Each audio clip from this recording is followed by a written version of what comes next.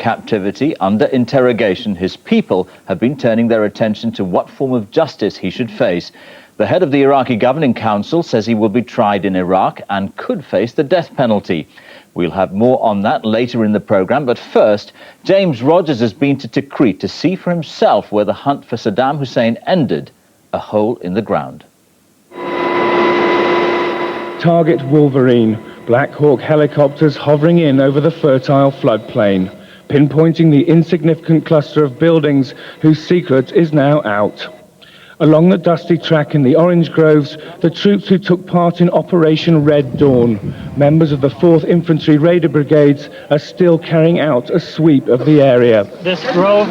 They were our guides to the walled compound that was the Iraqi leader's final refuge, probably part of an elaborate escape plan that saw him constantly on the move. First appearances were designed to be deceptive. A tiny hut, a scruffy patch of earth littered with household debris. Amongst the rubbish, we crowded for a first glimpse of the shaft the troops call a spider hole. That rug off. Hidden from view under a dirty rug and a cunningly carved trapdoor. Now what you have is a styrofoam block that looks like a rock. And that's the hole. So after years of being the master of millions of Iraqis, after 8 months on the run from the forces which overthrew him, this is where Saddam Hussein was found. The man used to presidential palaces was hiding in a hole in the ground.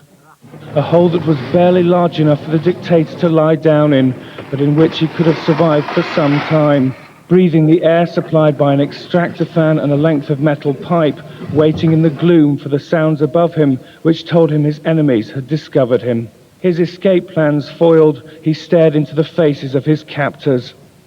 He said that I'm Saddam Hussein, I am the president of Iraq, and I'm willing to negotiate. And then the response from U.S. soldiers was President Bush sends his regards. Elsewhere in the compound, evidence of a squalid existence and of a hurried escape by his bodyguards.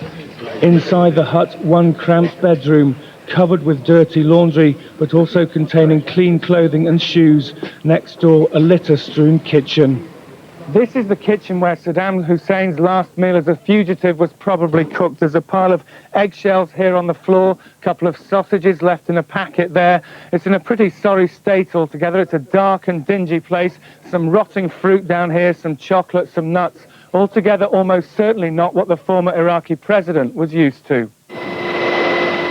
Within sight of the compound across the river Tigris, which may have been used to supply it, this huge palace in Saddam's home city of Tikrit reminds us of the decadence that characterized his presidency.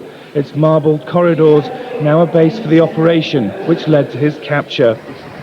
The spider hole is empty, its occupant now facing the justice he's evaded for so long.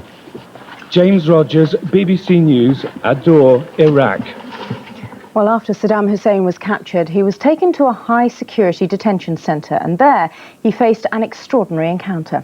4 men, members of Iraq's Governing Council and bitter enemies of Saddam Hussein, met him and helped the coalition forces to identify him. Well, one of those men was Muwafaq al-Rabai, and this is his account of what it was like to come face-to-face with Saddam Hussein. He was a very broken man, very demoralized, and he was actually that halo he built around himself gone. I could see his shifty eye. He couldn't look you in the eyes, and he couldn't speak any coherent speech. Very interrupted, if you like a drunken man, if you like. He used a lot of swear words, a lot of F words, a lot of B words. When I asked him, why did you do the mass graves? He said, well, all these people are thieves. They were thieves, and they ran away from the battlefield. I said, well, you had 2 Kalashnikov MK-47 with you in the bunker when the Americans came and arrested you. Why didn't you use it? If you are a brave man, you are a coward guy. But I could not feel any remorse whatsoever in the man. The man has no repentance. The man has no intention to apologize to the Iraqi people. I can tell you, I was looking at him and I was remembering the torture chamber I was in 1970s and 1980s. And that was a real experience. Muwafaq al-Rabai there on his meeting with Saddam Hussein. Well, with Saddam behind bars, many are wondering what difference his capture will make to the level of violence in the country. Today, there were 2 more suicide bombings in and around Baghdad, both targeting Iraqi police. Ola Guerin is there. Ola. Well, the attacks took place in the early morning, just a half an hour apart, and the targets, as you say, as so often in the past, were Iraqi officers who cooperate with American forces.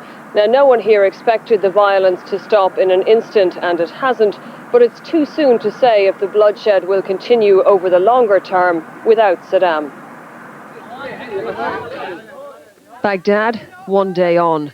The tyrant now a prisoner, but the bombings continue, attacking the future, police officers helping to build the new Iraq. This man watched his colleagues die all around him. No one knows who did this, perhaps foreign fighters, perhaps the former president's men. Saddam may be a helpless captive now, but the nightmare isn't over yet. This is the devastation left behind after today's blast. American forces are hoping that attacks like this will trail away in the coming weeks and months, now that the fallen dictator is in their hands. But there's no guarantee of that. It's not clear how much of the resistance he actually controlled. Enough to keep the terror going, according to many Iraqis, like Sergeant Iyad Yassin, wounded in the blast, who told me Saddam loyalists will fight on, with or without their leader. They'll keep trying to destroy us and kill us, he says, and America can't stop them. Across Baghdad, more of the same old problems, petrol queues, another crisis that won't end with the capture of Iraq's most wanted. American and Iraqi troops coming to control the anger, or try to, when the petrol station closes early. I've been here since 4 a.m, this man says. We're wasting our lives away, waiting for fuel. Saddam's days are over, but on these streets, his people are still burdened with his legacy: fear, hardship and mistrust. Tonight, supporters of Saddam Hussein have ransacked government offices in the troubled spot town of Fallujah, and they've attacked 2 police stations here in Baghdad with automatic weapons and rocket-propelled grenades. But it's unclear if this is the loyalists of the former regime showing their desperation or their determination to try to carry on the fight. Ola, thank you. So, now that they have him, what will they do with a man who terrorised millions? Well, nothing's been decided yet. But the British and American governments say Saddam Hussein's fate must lie with the people of Iraq, even if they decide he should be executed. James Robbins now reports. Justice is returning to Iraq. These prisoners in Basra today face trial under a system of tribal law, less brutal than Saddam's, but still harsh. Retribution plays a big part, and many Iraqis demand the maximum penalty for Saddam Hussein. He must be killed because he destroyed everything here. Justice for Saddam must involve dozens of charges. A sample of crimes inside Iraq includes mass murder around Basra of Shia Muslims after an uprising there in 1991. The notorious gas attack around Halabja when Saddam poisoned an entire village. But Iraq's neighbours want justice too. The people of Kuwait for the bloody invasion and Saddam's reign of terror there in 1990 and 91, and the Iranian government for hundreds of thousands of victims of Saddam's earlier war on them. This is the likely courtroom. A new tribunal in Baghdad opened only last week. But can such a trial be fair after 35 years of sham justice under dictatorship? Some prominent international judges insist the UN should have a role. There aren't likely to be judges, Iraqi judges, prosecutors, defense counsel available who would be able on their own to produce a fair and credible trial. If it's going to be in Iraq, I have no doubt that the United Nations should play a role. The likely trial outcome? Well, the head of Iraq's governing council in Paris today says Saddam, if guilty, could be condemned to death. That poses a dilemma for Tony Blair. He argues for international abolition and so put a distance between himself and the trial.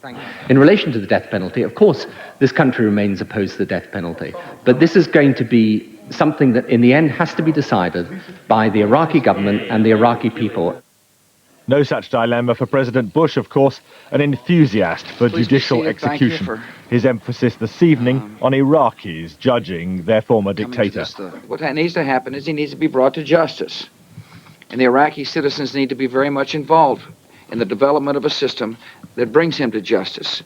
And there needs to be a public trial. And all the atrocities need to come out. And justice needs to be delivered. And I'm confident it will be done in a fair way. So how long will Saddam now be a prisoner, like so many awaiting trial in Iraq? It will be months rather than weeks before any trial opens. But the people of Iraq, especially in places like Basra, which has suffered so much, seem convinced payback time is coming soon. James Robbins, BBC News. Well, in a moment we'll have the latest from our correspondent Matt Fry, who's in Washington. But first, let's talk to our political editor, Andrew Marr, who's in Downing Street. Andrew, on this question of the death penalty, can Britain actually be a party to a process that could end up with such a penalty?